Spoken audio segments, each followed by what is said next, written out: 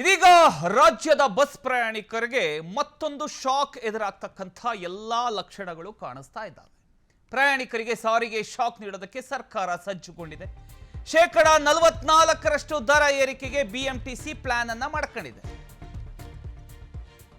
ಶೇಕಡ 25ರಷ್ಟು ಹೆಚ್ಚಿಸೋದಕ್ಕೆ KSRTC sketch ಅನ್ನ ಹಾಕಿದೆ.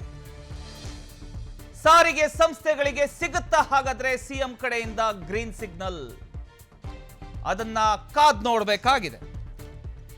ಕೆಎಸ್ಆರ್ಟಿಸಿ ಹಾಗೂ ಬಿಎಂಟಿಸಿ ಸೇರಿದಂತೆ ರಾಜ್ಯದ 4 ಸಾರಿಗೆ ನಿಗಮಗಳು ಬಸ್ ಟಿಕೆಟ್ ದರವನ್ನ ಶೇಕಡ 25ರಷ್ಟು ಹೆಚ್ಚಿಸುವುದಕ್ಕೆ ಮುಖ್ಯಮಂತ್ರಿಯವರ ಬಳಿ ಅಧಿಕೃತ ಮನವಿಯನ್ನ ಸಲ್ಲಿಸಿವೆ.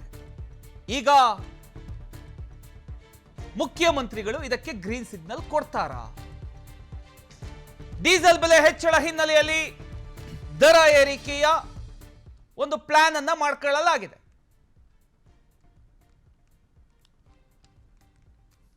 ಇದ್ರ ಬಗ್ಗೆ ಇನ್ನಷ್ಟು ಡೀಟೇಲ್ಸ್ ಕೊಡ್ತಾರೆ ನಮ್ಮ ಪ್ರತಿನಿಧಿ ಹನುಮಂತರಾಜು. ಈಗ ಒಂದು ಕಡೆ ಡೀಸೆಲ್ ಪೆಟ್ರೋಲ್ ದರ ಹೆಚ್ಚಳ ಆಗಿದೆ. ಈಗ ನೋಡಿದ್ರೆ ಬಸ್ ದರವನ್ನ ಹೆಚ್ಚಳ ಮಾಡತಕ್ಕಂಥ ಎಲ್ಲಾ ಸಾಧ್ಯತೆಗಳು ಕಂಡು ಬರ್ತಾ ಇದೆ. ಇದ್ರ ಬಗ್ಗೆ ಏನಿದೆ ಅಪ್ಡೇಟ್ಸ್?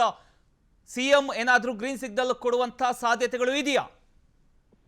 ಎಸ್ ಪ್ರಮೋದ್, ರಾಜ್ಯದಲ್ಲಿ ಸಾರಿಗೆ ಬಸ್ ದರ ಏನು ಟಿಕೆಟ್ ದರ ಏರಿಕೆ ಸಾಧ್ಯತೆ ಕೂಡ ಜಾಸ್ತಿ ಇದೆ. ಡೀಸೆಲ್ ಬೆಲೆ ಏರಿಕೆ ಜೊತೆಗೆ ಮತ್ತೊಂದೆಡೆ ಏನು ನೌಕರರ ವೇತನ ಹೆಚ್ಚಳ, ಅದ್ರ ಜೊತೆಗೆ ಶಕ್ತಿ ಯೋಜನೆ ಅನುಷ್ಠಾನದಿಂದ 4 ಸಾರಿಗೆ ಬಸ್ ನಿಗಮಗಳು ಸಾಕಷ್ಟು ಆರ್ಥಿಕ ಸಂಕಷ್ಟಕ್ಕೆ ಎದುರಾಗಿವೆ.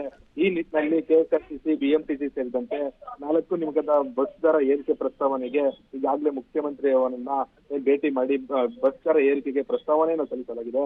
ಕಳೆದ 6 ತಿಂಗಳಲ್ಲಿ ಸುಮಾರು 4 ಬಾರಿ ಡೀಸೆಲ್ ಹಾಗೂ ಪೆಟ್ರೋಲ್ ಬೆಲೆಯಲ್ಲಿ ಸಾಕಷ್ಟು ಏರಿಕೆ ಆಗಿದೆ. ಈ ಹಿನ್ನೆಲೆಯಲ್ಲಿ ಪ್ರತಿ ತಿಂಗಳು ಸಾರಿಗೆ ಇಲಾಖೆಗೆ ಸರಿಸುಮಾರು 40 ಕೋಟಿಗೂ ಅಧಿಕ ರು ನಷ್ಟ ಆಗಿದೆ.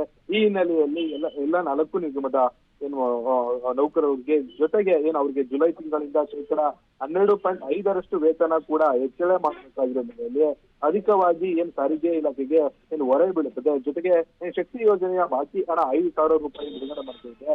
ಈ ಹಿನ್ನೆಲೆಯಲ್ಲಿ ಅನಿವಾರ್ಯವಾಗಿ ನಿಗಮಕ್ಕೆ ಸಾಕಷ್ಟು ಟಿಕೆಟ್ ದರ ಏರಿಕೆ ಮಾಡಬೇಕು ಅಂತ ಹೇಳಿ ಈಗಾಗಲೇ ಮುಖ್ಯಮಂತ್ರಿ ಅವರನ್ನ ಭೇಟಿ ಮಾಡಿ ಆ ದರ ಏರಿಕೆಗೆ ಪ್ರಸ್ತಾವನೆ ಸಲ್ಲಿಸಲಾಗಿದೆ. ಪ್ರಮೋದ್, ಥ್ಯಾಂಕ್ ಯು ನಿಮ್ಮೆಲ್ಲ ಮಾಹಿತಿಗಾಗಿ ಹನುಮಂತರಾಜು.